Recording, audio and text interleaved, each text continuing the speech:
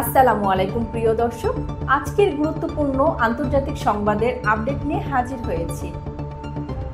তুরস্কে সম্প্রতি এমন একটি ঘটনা ঘটেছে যা মুসলিম বিশ্বে তীব্র প্রতিক্রিয়া তৈরি করেছে।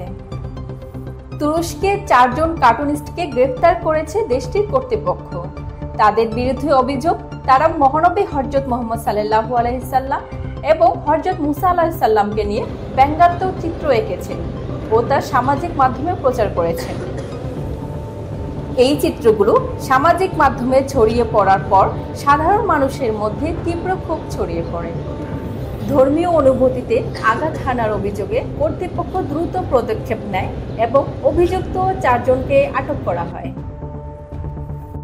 এইদিকে তুরস্কের আইনে ধর্মীয় মূল্যবোধে অবমাননার দায়ে শাস্তির বিধান রয়েছে। এই ঘটনার তদন্ত চলছে এবং অভিযুক্তদের বিরুদ্ধে কঠোর ব্যবস্থা নেওয়া হতে পারে বলে জানিয়েছেন কর্মকর্তারা।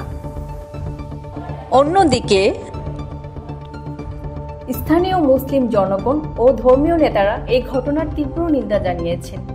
তারা বলেছেন, মত প্রকাশের স্বাধীনতা থাকলেও তা যেন ধর্মীয় অবমাননার পর্যায়ে না যায়। ধর্মীয় মূল্যবোধের প্রতি সম্মান দেখানো সবার দায়িত্ব। এই ঘটনা থেকে আমাদের শিক্ষা নেওয়া উচিত, মত প্রকাশের স্বাধীনতা থাকতে পারে, তবে সেটা যেন কখনোই কারো ধর্মীয় অনুভূতিতে আঘাত না করে। আপনার মতামত জানাতে আমাদের কমেন্ট করুন। ভিডিওটি ভালো লাগলে লাইক দিন, শেয়ার করুন এবং আমাদের চ্যানেলটি সাবস্ক্রাইব করতে ভুলবেন না। ধন্যবাদ সবাইকে। আসসালামু আলাইকুম।